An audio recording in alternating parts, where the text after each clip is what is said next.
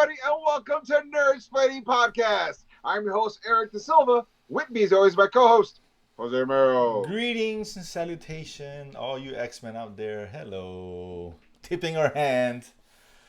What we're going to be discussing later.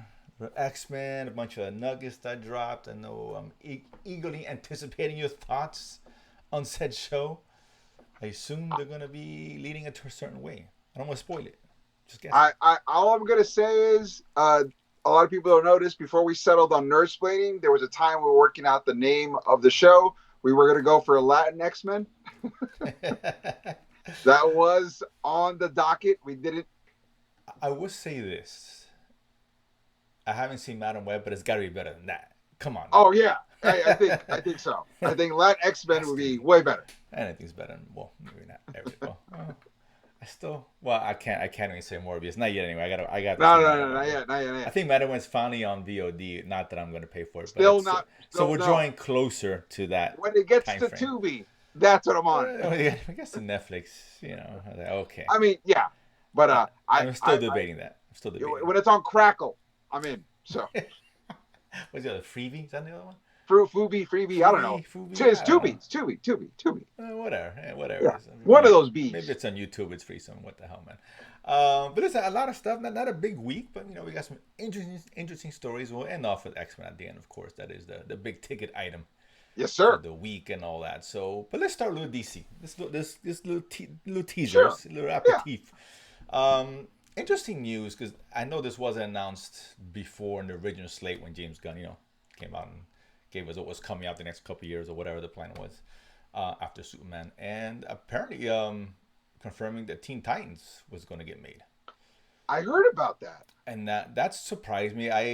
That came out of nowhere, right? I mean, I was like, okay. I assume a live action. I actually, I don't even know if it's live action or animation, to be honest with you. I assume live action, but I don't know. We've had Titans live action, which we both can agree it was hot garbage on the dumpster. Right. It was, and then we already had animated. We had Teen Titans when Teen Titans Go. Right. So you got to give us a Teen Titans live action. I'm thinking live action. I'm just assuming it's live action. We'll stick with that. They're doing the Brave and the Bold, where Batman's going to be introduced to his son Damian Wayne, the new Robin. And in the animated DC movies, they did put that Robin on the Teen Titans. And if this is a DC universe that's a little lived in already, he could be straight from the Brave and the Bold right into Teen Titans. Which is what I heard, not what I heard, but what makes sense, right? To bring him in, introduce him with, who was in Teen Titans? It was Cyborg. Wasn't a Cyborg? You get Cyborg, Beast Boy, Kid Flash, Wonder Girl, Speedy, which eventually becomes heroin addict and then becomes Arsenal, a story there too. Aqualad, you have a whole bunch of people there. Aqualad. Don't know how I feel about that. We need a break from anything Aqua. That's Aquaman really just. Unless it's like a young Jason Momoa. You can de-age him. Make him young, take off the beard. That can be kind of cool. Yeah, actually, I don't want to spoil it. He had a cameo in an upcoming film, but I don't want to say which one it is. Don't say nothing. I won't say anything, but I almost let that one out. Well, I don't think we'll talk about it in this show. Maybe we will, but either way, neither here nor there. Yeah, and this is interesting. I mean, it's cool. You're right. I assume it's going to come out post. I will bring this up. Brave and the whatever it's called. Brave and the Bold. And I will bring this up in the animated series and later on in the comics. Blue Beetle does join the Teen Titans. So you could have that's an interesting point, because I think they were keeping Blue Beetle in the universe, right? The character itself. So that would make perfect sense, because he's still young, and I think I think you need to pair Blue Beetle with an ensemble. I think that makes sense, because a standalone, it's not going to happen. 19 is still a teenager. So he's still a teenager. No, he's still a teenager. Yeah, and I would assume all of them are teenagers or tweens or whatever they call them. Right, exactly. Around there. So that's interesting. So yeah, that's surprising news. I'm sure we're going to get more. I'm really curious what they're going to give at Comic-Con. We're not getting James Gunn. We talked about last time. Yeah, we talked about that. He's not showing up. Not that doesn't mean he can't just do a, remote, via satellite. Special presentation video, right. Surprise. Yeah. Because they got to give us something in Superman. I just can't imagine not even a scissor, something. It's going to be a picture. So, which I'm surprised nothing's leaked. I really am. I'm shocked. Everything that's come out has been official. No, like correct. The cast Like I think photo, they showed together official. yes. Rachel Brosnahan had the yes. video, yeah. but that's all official. But that's it. That's shocking. These days, man, you don't see that. There's a picture leaking everywhere. Almost every big movie we've seen, for the most part, has had something leaked or from on location. I will say this. Kudos. There's something about the people who work with James Gunn where they are loyal. And they don't like they work really hard to keep it locked in. No, I think so. I mean, I would assume a lot of this is being like in a studio lot for now. Because a lot of things get leaked when it's on location somewhere, big city, or which I assume Metropolis, they could film in a big city, Chicago, New York, the usual suspects. But so far, nothing. And it's been... And they said the Fortress of Solitude is somewhere in Sweden, right? Or something like that. That's right. Yeah, potentially they could, overseas. I mean, location, it could be anywhere, right? As far as what they decide to do. But also, it's so cold. Who's going to tough it out to get a photo like behind the scenes? You're freezing your junk off. It doesn't make any sense. The hunger of the paparazzi, dude. They got to eat. I guess so, but they're hungry in Sweden too. Switzerland, what the hell? They gotta eat over there. The problem is you can't keep your camera steady when you're shaking from the cold. You put it like in a tripod and just let it roll, man. I don't know what to tell you. Those lenses, they got those, those what they call the technology now with they don't shift around. But that's interesting. So that was interesting news. I kind of like that. For what it's worth. I mean, like I said, as long as it's like, I would assume 4 or 5 years down the road. Okay, like I don't want to see it come out in the next 2 years. Right. 3 years for that matter. So that's interesting. And so let's go to Marvel, because apparently the demise of Kang was greatly exaggerated. Where I think you and I talked about, we weren't sure what they're gonna do with Kang, right? Once Jonathan Majors was canned, with keeping or speculation, they changed the title or removed the Kang Dynasty from the Avengers 5 title, which kind of indicated maybe they're not going towards Kang. I mean, right? Given all this going on, not as heavy, or whatever's been going on with Majors and the lack of success of the character, and et cetera, lack of buzz, it made sense. But apparently that they're still sticking with him, which I'm surprised about. They talked to, I forget who the writer is, but apparently it's going to be Avengers versus the whole army of Kangs, like which was what we thought it was going to be originally, right? But I think they shift a little bit of the focus. Where they're going to use current Avengers or current heroes or whatever, but now they're going to bring in stuff in the multiverse, which kind of sucks when you hear that. But whatever, it is what it is. And also going to... What's a multiversal story? You get about I guess, I might as well, I guess. This hasn't worked, so neither has Kang, so I'm surprised But you're going to put Bo on the whole thing, so might as well just do, because then after you're out. It's like a dealer dropping his cards off at the end, like, okay, I'm out, have a good night, be lucky. So. But they said they're going to pair him with another villain. I think that's almost official. Dr. Doom, I think. I would assume. That's the logical choice. We'll find out when Fantastic Four comes out in a couple years, next year. And obviously they're going to recast. Clearly. Duh. Clearly. I guess, I don't know how I feel about that, to be honest. I just wasn't digging the whole Kang thing. I know. It's not like Jonathan Majors sucked. He was good in the role. Jonathan Majors was making that role work. Right. I mean, what they gave him to do was not good. But what he did with it was like, say what you say. Forget about the third act of Ant-Man. Kang in the first act and the second act, solid. Yeah. It's the third act that all fell apart. Yeah. But the first two acts, because of him. All because of him. Yeah. Just charisma on screen. But now you got to find someone equally charismatic that can pull that off. I mean, any act, I'll say 90% of the actors can get replaced for most films. Not all of them, right? Like someone just saw, for example, if after Iron Man 1 or 2, Robert Downey Jr., I think that wouldn't have worked if you replaced him. Right.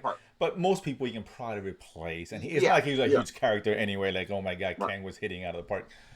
But I heard a couple of names throwing out. One, I cannot remember what it was, and the other name was John David Washington, who I really like. John David Washington's pretty solid. Yeah, he's good, solid. He's a good actor. I could see that. I forget the other name who I liked as well. I just felt if he wasn't cast as Wonder Man, Yahya Abdullah, I thought he would have been great. That would have been that's an obvious choice, but no, they're not going to put him in there. But yeah, that would have been a good choice. So listen, it's replaceable. Jonathan Majors is great, but it is what it is. I'm just surprised they really are going this route, unless all this is nonsense, which I don't know, it could be. Because it's still a couple years away. They are delaying the film. That we know. We've talked, clearly. I do hope that one of the unexpected treats from the last two Avengers movies is we do get live action Uatu the Watcher. Oh, gotcha. Yeah. Voiced by Jeffrey Wright. Jeffrey Wright. Like Yeah. I would love, like I really want that. I want that. It's one thing where I think a lot of people are going to be like, oh my god, I would love to see that. And when I didn't know how bad I wanted it, and I got it, and I'm super excited. It's gonna be one of those things. I guarantee you, it's gonna be almost like in the level of like, oh cool, of like seeing the portal scene where you didn't know how much you wanted to see all the heroes come out like that until you're on your left. You're like, oh shit is happening. Like that's what I want Jeffrey Wright's Owatu to be like. Yeah, like not him CG, but voice him, but make I love Jeffrey Wright. I mean, his like his voice is he's kind of like that Morgan Freeman voice, right? He does. Sit there and narrate whatever, and you're all into what it. What if you got Morgan Freeman to be like the ultimate Kang? That's nice tool for that. But it's the ultimate Kang. Oh, I mean, ultimate Kang. I'm sorry, I got you. Like, oh no, that could work. I guess, yeah, that could work. I'm looking at a list now. Some names, just. So you think you can stop Kang? Can you? Idris Elba. Yeah. Ray Fisher. That's never gonna happen. No. Tell you right now. I don't know who this guy is. N.T. Ramo.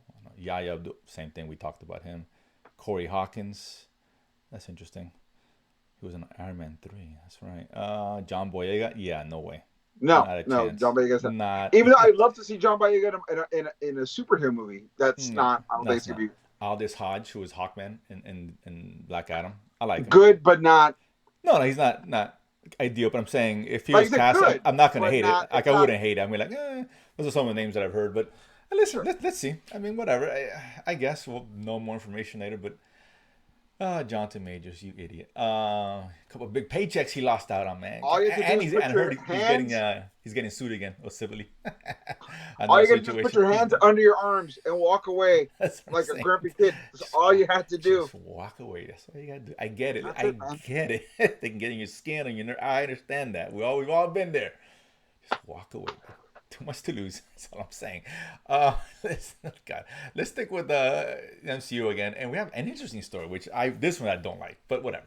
Brad Winderbaum, I think he heads like the TV stuff. The TV side, yeah. Yeah, and the TV side, and I guess he's talking about some Daredevil and yada yada.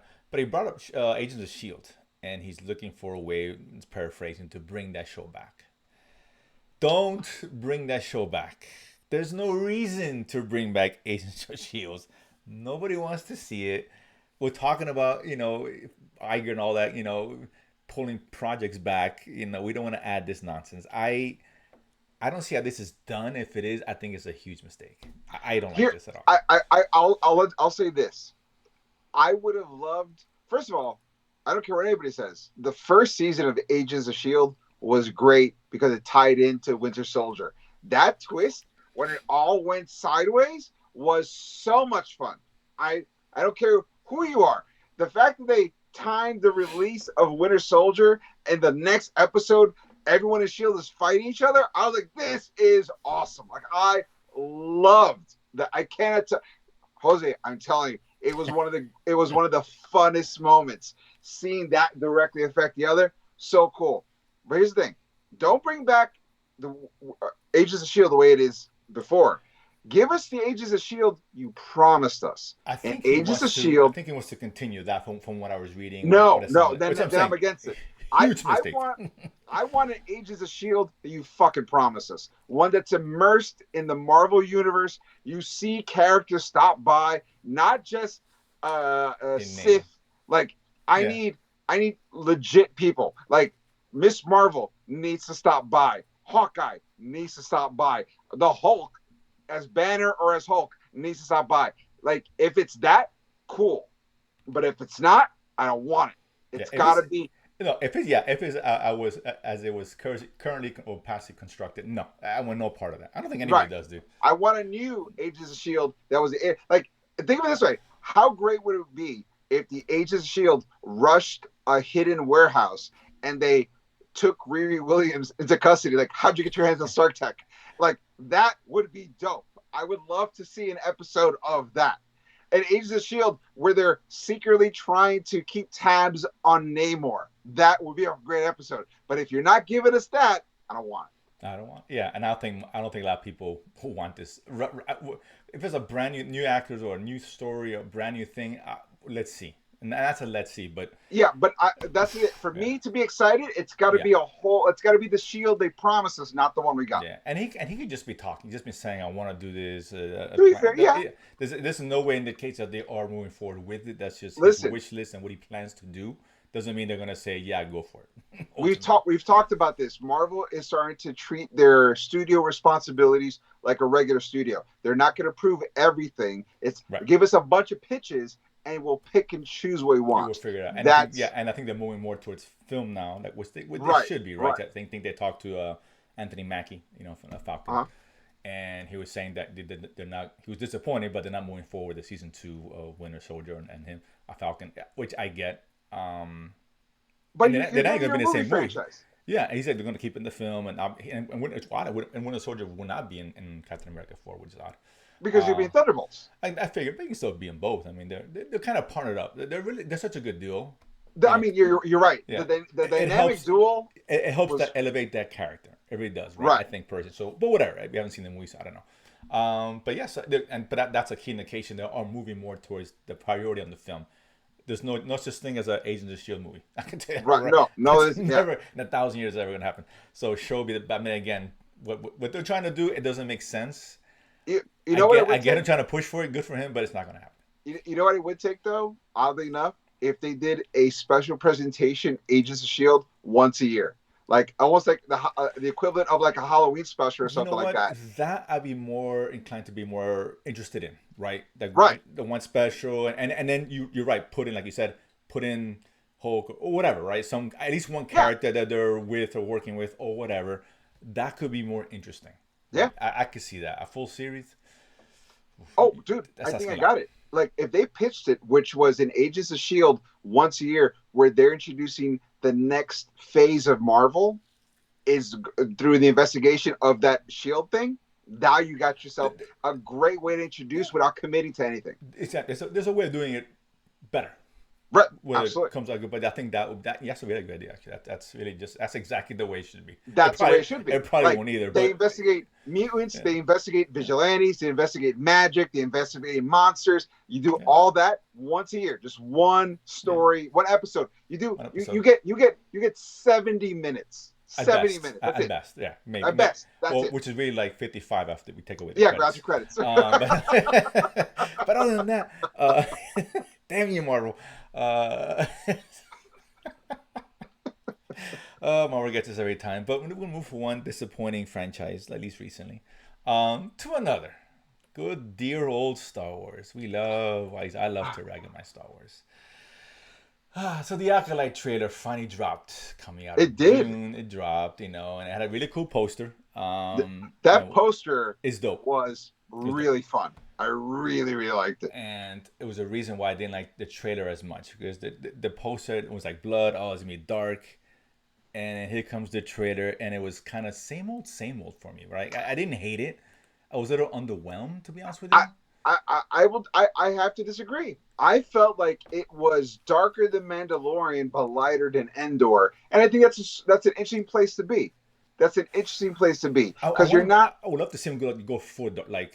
Oh yeah, I mean, I would love to see him go Andor. Not Echo Dark, but definitely Andor Dark, or even darker, right? Especially with the Acolyte.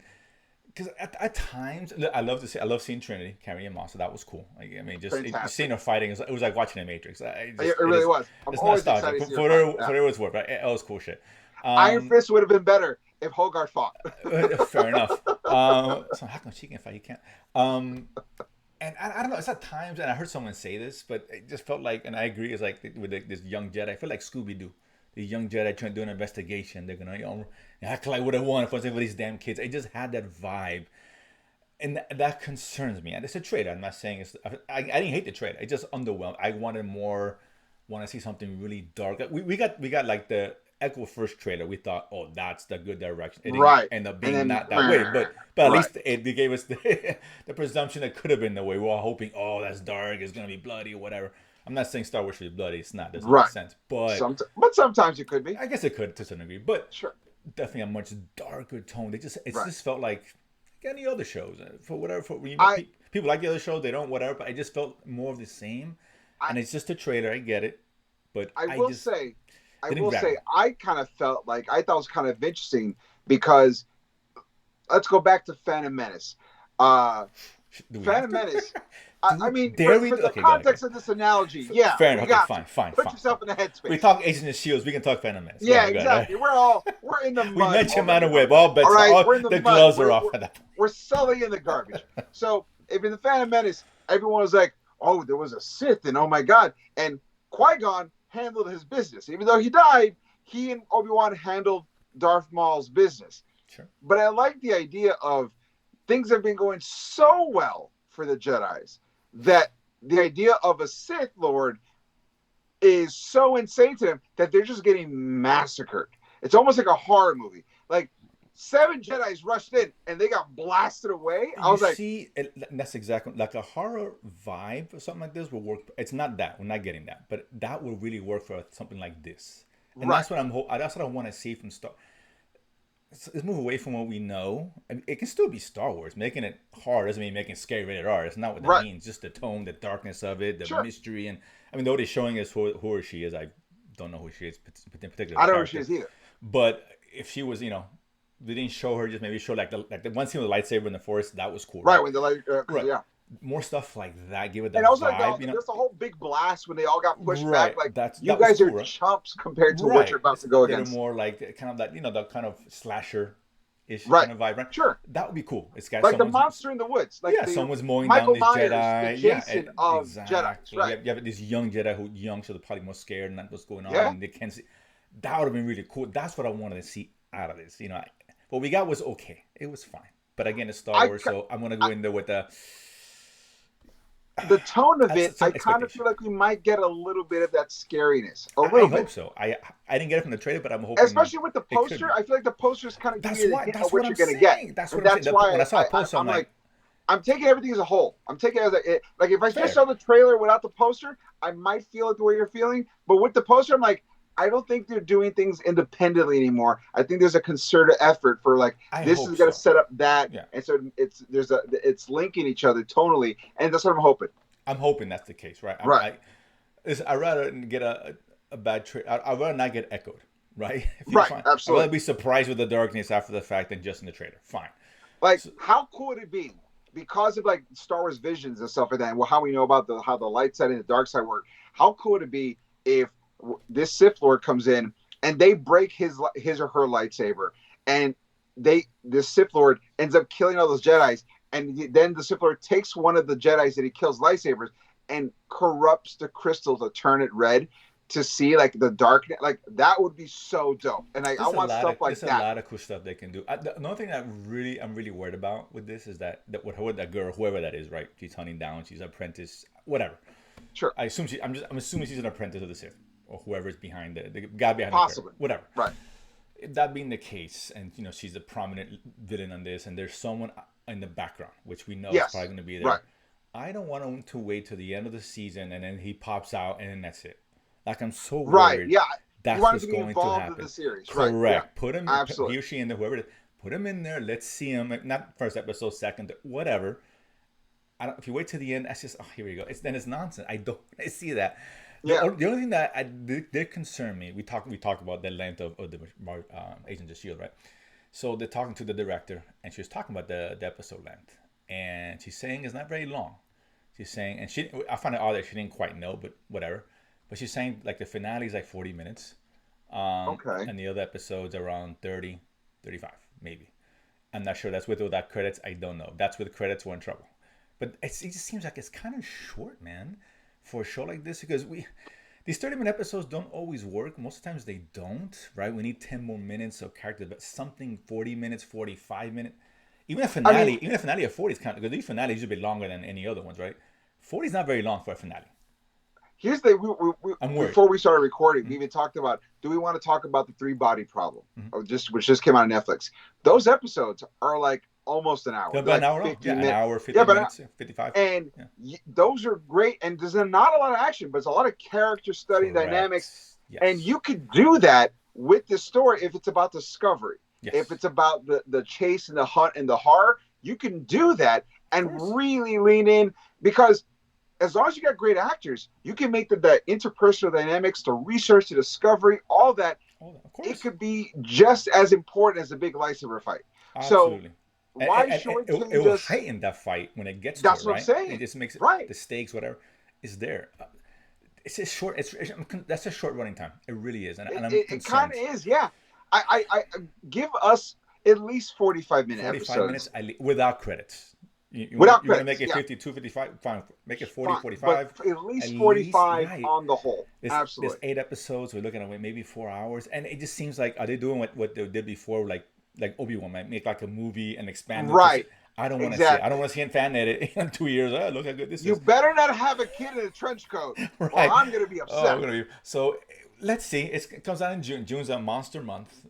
Big monster month. We got the Bear. June, July is straight up to be pretty. Oh, no, it's huge. But particularly TV, because we got this, and you got The Boys in June. We got the Bear. I love The Bear. I think you do House of the Dragon. And House of the Dragon, which brings us to the next topic. Game of Thrones dropping its trailer. This is as big as nerd property.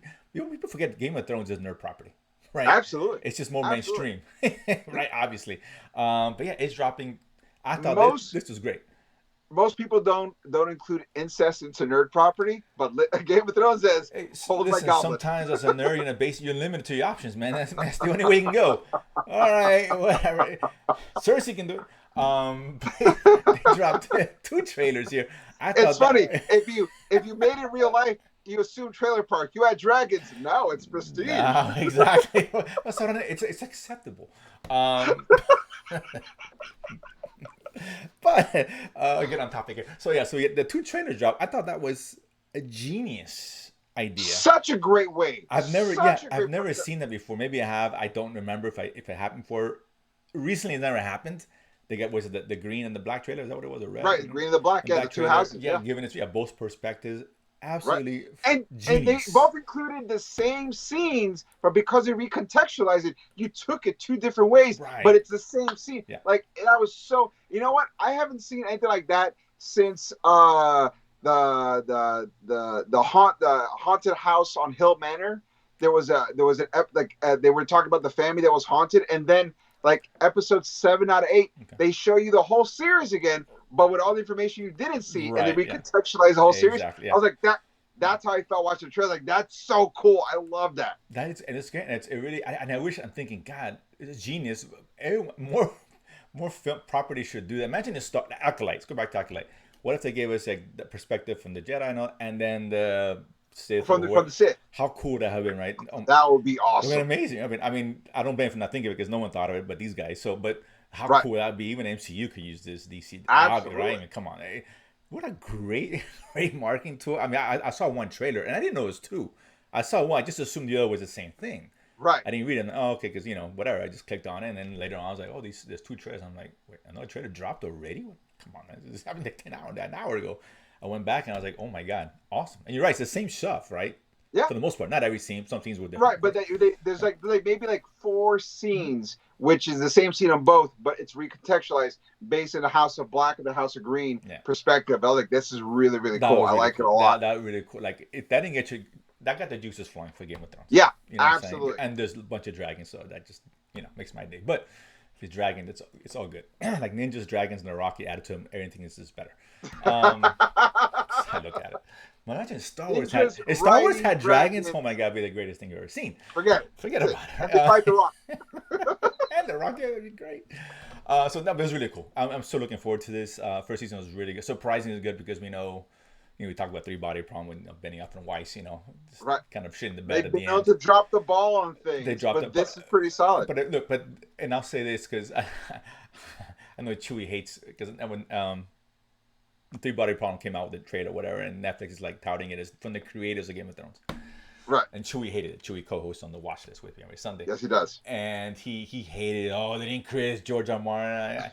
I get it. He's very sour because of how Game of Thrones ended, and I get it, and I agree. Sure, everyone should be. But they did create Game of Thrones for TV. I mean, for TV, you're TV, right? Creating Game of Thrones. It's not a bad statement. What Netflix and 3-body problem is based on another book series as well. So we know what they can do well. As long as the source material they can mine. And here's the best part. the Three Body Problem series has finished, so they know how it's gonna end. No, right, So exactly. they figured And there's two more they don't books. have to figure shit out. They got it. Exactly. And I think there's 3 books total, and so it is a finale to that. They're not George R. Martin still trying to whenever that's gonna happen. But no. So listen, yeah, dude, Game of Thrones. I'm excited. I will definitely talk about that one. But now, who are we kidding here? Let's get to the main course. And that's X-Men '97, Disney Plus, dropping 2 episodes. There you go, the swag back there. This one here, great reviews. We talked about it. Everyone says it's great. We all know that. That's just how it goes normally, to be fair. And I gotta say, listen, man, this was so much better than I thought it was going to be. So much better, dude. Just what a great story. Just a seamless transition from, for those who remember the original series in the '90s. I know you and I used to watch that. To now, it felt like the same show, which is great. Pretty much, right? I did feel it a little bit more mature, like a hair, but still, for the most part, same thing. The animation of this is updated, but it's still the same style as the '90s. Yeah. The characters are the same. A lot of the same. Well, not all the voices, but some of the same voices. I disagree with that. It's not the same style. It looks so much better. I mean, it looks better, but I'm saying it didn't it's not CGI. It's not like. Right. It doesn't look modern, right? It looks like if this was in the '90s, you buy it, right? Like, okay, it's cool, right? So that kind of aesthetic. They didn't want to just make it into current times. It just wouldn't blend in, right? Which is the point.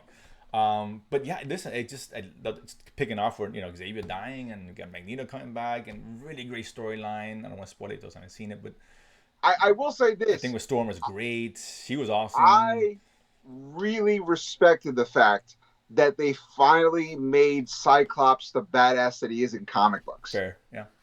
Like he went in the first episode where he's kicking ass and like using his beam not only to hit people but to put to glide them across the floor. I was like, that's the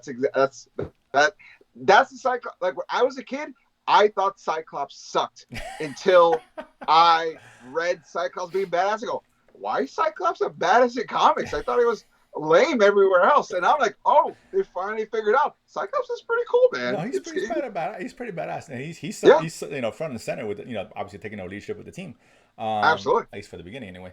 But no, I mean, yeah, he's great. It's funny because now, back then this is pre Hugh Jackman, right? So when I see Wolverine, I just find myself comparing it. I'm not trying not to. I just can't help it. Right? We didn't have the baseline reference back then in the '90s. Now we do. God, it's like Wolverine's so different. He's not the lead guy. It's just fine. It's not a complaint. I'm just saying it's weird. I grew up reading the comics. That's my Wolverine. Right. That's right. That feeling now is how I felt when Hugh Jackman was like.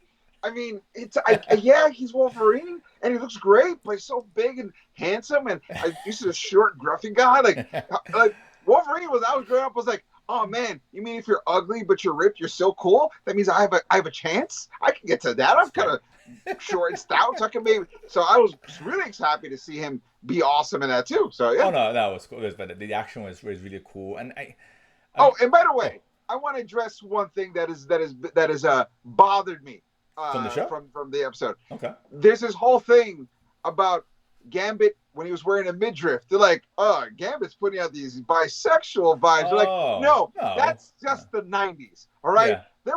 There was a hair band glam. Yeah. Have you never seen a Striper? Have you never seen Def Leppard? Have you ever seen Twisted Sister? Motley Crue. That was a glam man time. Right. No, I got you. Yeah, I didn't get that vibe at all. I mean, the youngsters still watching if it. Anyone can be bi, it's Gambit. Let's just say Gambit's like Moncherie holds a hole. Like that's how Gambit is. I understand it. He's a dirty, charismatic dog.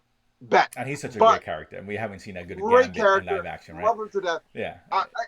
And to see him generally be hurt because of the stuff that happens with Rogue and Magneto, I was like, this guy's got you're seeing the heart that I already knew he had. You're seeing it there. I loved all the layers. I will say, when Magneto's introduced and you see him in his costume, which is what he wore in X-Men 200 in the actual trial of Magneto. So there are shots from that episode too that are straight out of Uncanny X-Men 200. Oh, cool. Somebody put on Twitter, and it made me laugh for way too long, where Magneto is just sort of holding himself up against the desk, and it's Magneto is giving up the same kind of vibes a guy who invites a couple back to his apartment. And I'm like, touche, sir. I never thought about that. Good for him. Totally That's good. reads. It I'm does. It 100% does. on board on. Because his look is kind of updated, right, from the TV, from the animated show. Well, no, but he had that so. That was an actual look at the comics. No, no, the I'm terms of the '90s show. I don't remember him looking like that. Maybe no. In the '90s, he always had the red and purple. Okay, I figure. Okay. But that giant M he had from like X-Men 200 through like X-Men 230. Like and that makes sense because he's in a new role now. He's trying to be more heroic. Right, so, exactly. Which I bought. I mean, even at the end, I'm thinking, is this a swerve? I'm like, no, I don't think it is. I never got that vibe, which is cool. No, I'm sure they might change it for the comics, but like, I mean, in the cartoon, but in the comics, he literally gave it a shot. And it was a time because of that. It's what really cemented Magneto as not necessarily a villain, but a morally gray character, not a hero, not a villain, willing to do villainous things for what he believes is right. Magneto was one like this. Is the whole reason Magneto was like became a hero again during the Krakoa age of X-Men, which is just wrapping up right now. The reason why he can be bought as a hero for the past 5 years is because of the work they did back in the 80s with X-Men 200. So this is a legit character turn. It's not an act. It's not part of a bigger plan. He's literally giving it a shot. And I could see, like you said, I can see him trying. And okay, forget this. I can see that happening. But I'm fine with it. I'm fine with that. Sure. Really, it depends on the story. Oh, and by the way, Magneto's monologue at the end of episode 2, chef's kiss. It's fantastic. Yeah, just really good. From everything to they went after us because we dare call God another name. Yeah. Like, what a great way of referencing the Holocaust without being like really hammering in the idea. Very not so subtle, but it's sort of enough. Yeah. Right. Like this is all you need to know. This is all you need to know. Agreed. But you know what we're saying. All the way to that double entendre of like, don't make me let you down. Oh my God. Like that is a beautifully written monologue. It's really a shame that they fired a writer. Because they what happened? I still don't know what happened to that dude. Your guess is as good as anybody's, to be honest with you. Whatever. I don't know. Was he hanging out with P. Diddy? That's when they raided his house. I don't know what happened. Whatever it was, it was whatever. I'll say HR related, but it could be something. Whatever. So many things, but it's a shame. He wrote season 2, and that's great, but it would have been nice to get his input on like a live action. Because this is what concerns. Seeing how good this is really makes me more concerned about what Marvel can do with X-Men live action. Right. It really does. Because this is still in the 90s, but this is still based on the premise of the lack of tolerance and the racism to a certain degree, right? That's behind it, which just doesn't exist in the current world of the MCU. And that's for me such a big part of the X-Men. And I just don't, I don't see how they introduce that. I don't want to just see them as cool people, heroes, and Wolverine kicking ass. Sure. That's cool, but at the crux, that's what the show's about, right? There's a reason why there's the juxtaposition of Magneto and Xavier, right? Two different ideologies trying to accomplish the same thing. Right? Sure. Kind of Malcolm X and MLK. But yeah, and I think we lose that now. I don't know. I'm concerned. I really am concerned what they're gonna do with the X-Men, because this is really good. Yeah. I will say, I do see a way for the MCU to make that happen. And that's because of, and I hate to bring it up, but once again, we're already in the mud this episode. With Secret Invasion making people so paranoid about aliens, that paranoia of aliens and that distrust of heroes could balloon into a distrust of anyone born with powers. They need a lot of heavy lifting. I mean, if they're going to postpone X-Men for, I don't know, another 5-6 years, which is 5-6. That's a long time, dude. It's going to be a long time. If they can build it up, fine. I still, for me, either just make it a complete Elseworld thing where they can have that world. Oh, they're doing multiverse, so you can have a world of X-Men. I want them in the Marvel universe. I want them. I don't know. I think eventually, I'd rather see them come on their own, and we want to mix them later. Fair enough, right? But I want to see them come out with the MCU to get hand in hand. I don't want to see, as far as like the Avengers, whatever.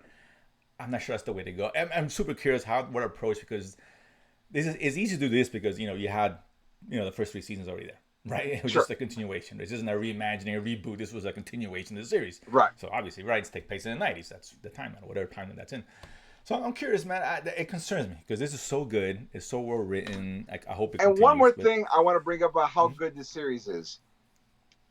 The series is changing the intro based on who is being the new information that they're referencing or introducing in the series. I want to see more of that. That, you know what it made me feel like? You remember the Avengers Earth Mightiest Heroes cartoon? Yeah.